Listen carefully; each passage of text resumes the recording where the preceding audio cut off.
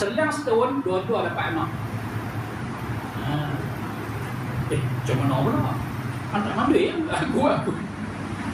Dia menyesal lepas pada tu, dah kahwin dah, dia kahwin dengan perempuan lain, perempuan kahwin dengan lelaki lain, dua-dua lekat.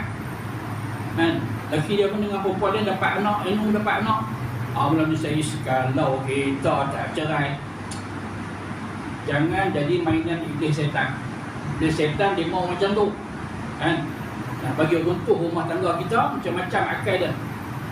Iblis setan ni, dia pun dah akal ke? Akal jahat.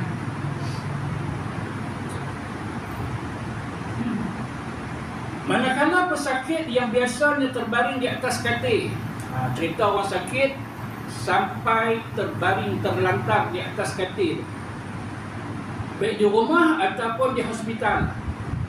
Tak kiralah katil itu di rumah ataupun di hospital, atau di mana sahaja tempat